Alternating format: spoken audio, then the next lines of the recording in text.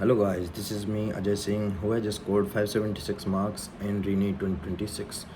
तो आज से एक साल पहले जब मैं, मेरी मम्मी और मेरे पापा तीनों घर से निकले थे कोटा के लिए और एलन में जाकर एडमिशन लिया। एलन में एडमिशन लेने के बाद हमारी ज़िंदगी नीट की तरफ ही रही है। सुबह जगना, जग के पढ़ना, फिर पढ़ने के बाद कोचिंग जा के पढ़ना, कोचिंग से आके घर पे आके पढ़ना। पर ठीक है, अगर नीट करना है तो पढ़ना तो पड़ेगा, इतना तो पढ़ना पड़ेगा ही। लेकिन हमारी ज़िंदगी सिर्फ और सारी चीज़ों से हट के नीट ही नीट पे फोकस रहा हमारा। इस दौरान कई उतार चढ़ाव आए, कई चीज़ें हुई। बीच में मेरी 1 महीने के लिए तबीयत भी ख़राब रही बिल्कुल, जिसमें मैंने शायद ही कभी कॉपी उठा के देखी होगी। मेरे ये निशान दिख रहे हैं, ये सारे उसी बीमारी की वजह से आए हैं जो चिकन पॉक्स हो गई थी उसकी वजह से। तो उस टाइम लग रहा था कि यार 1 महीना बिल्कुल बर्बाद हो चुका है, अब पढ़ाई शुरू कैसे की जाए, अब पढ़ाई करूँगा तो अगर नहीं हो पाया तो क्या हो जाएगा, ये सारी चीज़ें दिमाग में आई। लेकिन मेरे मम्मी पापा ने मेरे को मोटिवेट किया और बोला कि अब तक जैसे पढ़ते आया है, अब तक जैसे किया है, तेरे को बस वैसे ही करना है और अपने ऊपर विश्वास रखना है। मैंने भी उनकी बातों पे ध्यान दिया और किसी अलग आदमी की या किसी और ने जो भी बोला, मैंने और किसी की बातों पे ध्यान नहीं दिया। कई ने बोला कि अरे 1 महीना तो तेरा ख़राब हो गया, अब तो इसको कवर कैसे करेगा, पिछली चीज़ें जो रह चुकी हैं इस महीने की उनको कैसे पढ़ेगा दोबारा, इनके डाउट्स को कैसे करेगा। लेकिन नहीं, मैंने अपने दिमाग से, अपनी चीज़ों से, अपने विवेक से सारी चीज़ें सोची और सोच कर के मैंने फिर से पढ़ाई शुरू की। पढ़ाई शुरू करने के बाद जितनी दिक्कत मेरे को अब तक की ज़िंदगी में नहीं आई, उससे ज़्यादा दिक्कत आई। सबसे पहले कि जो टेस्ट लगते, मॉक टेस्ट लगते, उनमें कभी नंबर ज़्यादा आ जाते तो लगता कि यार अब की बार तो बढ़िया कॉलेज मिल जाएगा अगर ऐसे नंबर नीट में आ गए तो। और कभी-कभी जब नंबर कम हो जाते तो लगता कि यार कहीं सिलेक्शन ही ना हो पाए, जब बुरा लगता बहुत। और कई-कई बार तो मैंने अपने माँ-बाप को भी ये सारी चीज़ें नहीं बताई, क्योंकि मेरे को लगता है यार कि अगर हम ही दुखी रहेंगे तो माँ-बाप हमसे ज़्यादा दुखी हो जाते हैं। तो मैंने ये बातें नहीं बताई। ख़ैर, सबसे अच्छी बात है कि जो मेरे मम्मी-पापा हैं, मैं अपनी बात कर रहा हूँ, जो मेरे मम्मी-पापा हैं उन्होंने हमेशा मेरा साथ दिया है। चाहे मेरे नंबर कम आए हों, चाहे ज़्यादा आए हों। उन्होंने कभी मेरे से ये नहीं पूछा कि अरे तेरे अब की बार नंबर क्यों कम आ गए, तू पढ़ नहीं रहा, तू लिख नहीं रहा, क्योंकि मेरे पापा मेरे साथ रहते थे वहाँ पे। उनको पता था कि मैं कितना पढ़ रहा हूँ, कितना क्या कर रहा हूँ, कितना टाइम वेस्ट कर रहा हूँ, क्या हो रहा है। सारी चीज़ें पता थी उनको। तो उन्होंने कभी मेरे से रोका-टोकी कभी नहीं की। जो मैं कर रहा हूँ अच्छा कर रहा हूँ ये बोल के हमेशा मेरे को मोटिवेट ही किया। इस चलते-चलते पूरा 1 साल हम कोटा में बिताया और जब नीट की डेट आने के बाद कि हाँ, अब परसों हमारा नीट का, कल या परसों नीट का पेपर है, तो हम अपने घर आ जाते हैं। घर पे आने के बाद भी मैंने पढ़ाई बंद नहीं की। कई लोग होते हैं कि अरे अभी 1-2 दिन रह गए, अभी थोड़ा पढ़ना कम कर देते हैं। लेकिन मैंने पढ़ाई नहीं की। मेरे से भी बोला कि अरे अब मत पढ़ना, अब पढ़ोगे दिमाग में लोड आ जाएगा, ये हो जाएगा, लेकिन मैंने पढ़ाई बंद नहीं की। मैंने घर पे आके भी पढ़ाई शुरू करता रहा और पढ़ता रहा। रोज़ के 5-5, 7-7 घंटे पढ़ाई की और पढ़ने के बाद जब नीट अगले दिन था, उस नीट से 1 दिन पहले रात में ये होने लग गया कि यार कहीं कल ऐसा कुछ ना हो जाए, कहीं सेंटर पे लेट ना पहुंच जाएँ, कोई कागज़ ना रह जाए, बहुत सारी चीज़ें दिमाग में थी। अगले दिन पेपर में जाने से पहले घर पे था तो मेरे को बुरी तरह, मेरे को कँपकँपी लग रही थी, काँपना शुरू हो गए हाथ-पैर। मैंने घर पे बोला पापा मम्मी से कि अरे पापा मम्मी बहुत डर सा लग रहा है, पता नहीं क्या होगा। तब भी बिल्कुल लास्ट टाइम पे भी उन्होंने बस मेरे से यही कहा कि तूने 1 साल पूरे बहुत अच्छी तैयारी की है, जो भी होगा अच्छा होगा। भगवान हमेशा मेहनत को कभी नहीं रखता कि अरे इसने मेहनत की है तो इसको नहीं देगा, फल हमेशा मिलता है मेहनत का। ये बातें हमेशा मेरे को भी मोटिवेट की और हमेशा ऐसी ही बातों से मेरे मम्मी-पापा ने मेरे को मोटिवेट किया। इसके बाद मैं पेपर देने जाता हूँ और भगवान की कृपा से ही मेरा पेपर बहुत अच्छा होता है, बहुत अच्छा। मैं पेपर दे के बाहर निकलता हूँ, तो पापा वहाँ पे खड़े थे। मैंने पापा की तरफ देख के बोला कि अब की बार तो बहुत अच्छा पेपर गया है पिछली बार से। वहाँ से आने के बाद घर पे आते-आते जब तक हम घर पहुँचे तब तक बहुत से इंस्टीट्यूट ने तो आंसर की भी रिलीज़ कर दी। लेकिन उस टाइम मेरा मन नहीं कर रहा था कि यार अभी आंसर की से मैच नहीं करने, वरना सब अभी लग जाएँगे, तेरे इतने नंबर आ गए, तेरे इतने नंबर आ गए, अरे वाह! तेरा तो हो जाएगा। कई बोलेंगे अरे तेरा नहीं होगा, ये तो तेरे को दोबारा करनी चाहिए। इसलिए मैंने चेक ही नहीं किया। मैंने वेट किया, लेकिन घरवालों ने बोला कि कर ले, तो मैंने अगले दिन सुबह पे नंबर भी चेक कर लिया। उस टाइम मेरे नंबर थे 650, मतलब 620 के लगभग उस टाइम पे था सब, क्योंकि सारी जगह से कट ऑफ भी रिलीज़ होने लग गई थी एक्सपेक्टेड। तो मेरे को लगा कि यार आराम से सिलेक्शन तो हो ही जाएगा। बिल्कुल चिल मूड में आ चुका था। मतलब वेब सीरीज़, मतलब मेरे से घर में कोई कुछ कह ही नहीं रहा कि तू क्या कर रहा है, पूरे दिन मोबाइल में लगा रहता है, क्योंकि उनको भी पता है कि हाँ पूरे 1 साल मेहनत की है, पूरे 1 साल में उसने कुछ नहीं देखा। मैंने अपने खुद बड़े भाई की शादी में नहीं आया मैं इस नीट के लिए। और मेरे को फल में क्या मिला कि 2 दिन बाद न्यूज़ आती हैं कि पेपर लीक हो गया, और वो भी कोई छोटे-मोटे लेवल पे नहीं, बहुत बड़े लेवल पे पेपर लीक हो चुका है और सरकार ने नीट कैंसल कर दिया। अब रीनीट की डेट आने वाली है। उस टाइम पे लगा कि यार क्या मतलब हुआ उस 1 साल की मेहनत का, जो शादी में नहीं आया उसका क्या क्या मतलब निकला।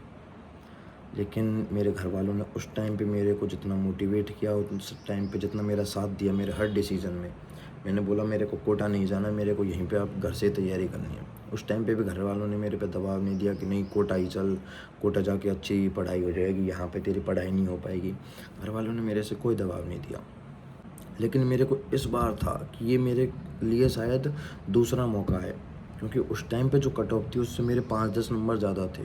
तो कहीं मेरे को लग रहा था यार कट ऑफ इससे थोड़ी ज़्यादा नहीं चल जाए, वरना मेरा रह जाएगा। तो इस बार मेरे को लगा कि यार भगवान ने ये मेरे लिए ही किया है, शायद ये सबके लिए ही था करने को तो, लेकिन भगवान ने मेरे लिए ही किया है कि तेरे को चल मैं दोबारा मौका दे रहा हूँ। अब की बार अच्छी तैयारी करना और अच्छे नंबर लेके आना। तो उस टाइम पे मैंने मार्क्स कम आ रहे हैं, ज़्यादा आ रहे हैं, सारी चीज़ों को छोड़ के, और जो मैंने नीट की प्रिपरेशन के दौरान जो गलती की थी उनको करने से मैंने बिल्कुल बहुत बचा हूँ।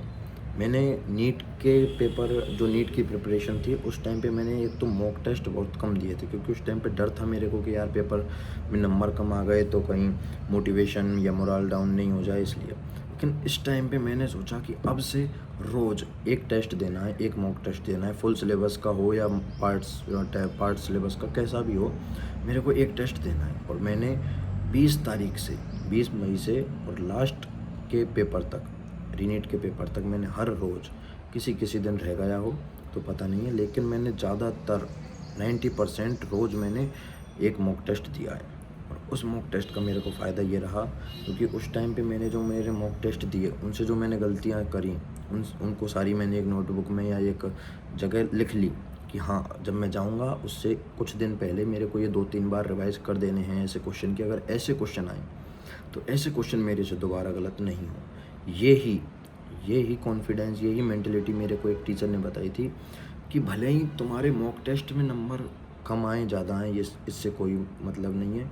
कोई क्वेश्चन गलत हो रहा हो, सही हो रहा हो, कोई मतलब नहीं है। लेकिन उस टेस्ट को घर पे जाके दोबारा चेक करना है और देखना है कि इसमें क्या-क्या गलती हुई है। ये गलती यहाँ पे हो जाएँगी कोई दिक्कत नहीं है, लेकिन अगर ये गलती नीट में हो गई तो बहुत बड़ी दिक्कत बन सकती है। इसलिए ये बनना है कि हाँ, ये गलती यहाँ पे हो चुकी है लेकिन अब नीट में गलती नहीं होगी। ये चीज़ मैंने देखी और सभी चीज़ों को एक दिन लिख के और नीट में जाने से पहले उन चीज़ों को पढ़ लिया। लेकिन इस टाइम पे वो इतनी एक्साइटमेंट नहीं थी कि यार अब नीट का पेपर है, हाथ कब कँपा रहे हैं, अब नहीं था कुछ भी। अब मन ही नहीं कर रहा था कि यार नीट का पेपर दें या नहीं दें। लेकिन मैं घर वालों ने बोला कि नहीं अब की बार अच्छी मेहनत की है तो अब की बार अच्छे नंबर ही आएँगे, तो पेपर देने जा। मैं पेपर देने गया।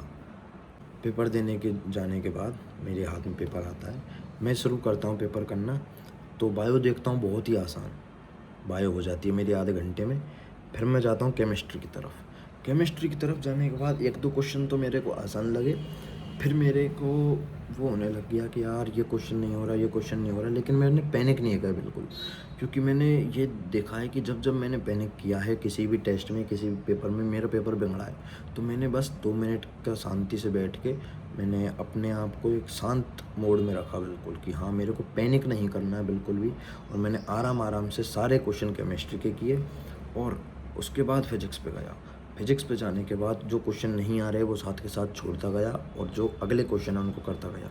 ऐसे करते-करते मेरा पेपर हो जाता है, मैं घर पे आता हूँ। लेकिन इस बार वो नहीं लग रहा था कि यार होगा सिलेक्शन या नहीं होगा। फिर रात को आंसर की आ जाती है और सारे इंस्टीट्यूट की, उसमें मैंने चेक किए मेरे नंबर, तो उसमें मेरे नंबर बैठ रहे थे 550 के लगभग, 550-560 के लगभग। तो मेरे को लगा यार कट ऑफ कम तो जाएगी, ये तो लग रहा था कि हाँ पेपर कठिन है, कट ऑफ तो कम जाएगी, लेकिन ये भी था कि यार 560 इतनी नहीं चल जाएगी यार, होए भी ना। तो उस टाइम पे मेरे लिए 2-3 दिन मेरे बहुत वो निकले कि सबसे पूछा मैंने, अपने जो दोस्त थे उनसे कि यार तेरे कितने आ रहे हैं, तेरे कितने, जिससे एक बार मेरे को अंदाज़ा लग जाए कि हाँ मेरे नंबर सही हैं नहीं है। और उसके बाद कमाल होता है कि जो प्रोविज़नल आंसर की आती है उसमें मेरे 3 से 4 क्वेश्चन सही हो जाते हैं, जो कि मेरे जो कोचिंग के आंसर की थी उससे गलत थे। मैंने दूसरी कोचिंग के आंसर की से किया था, LN की से नहीं किया था।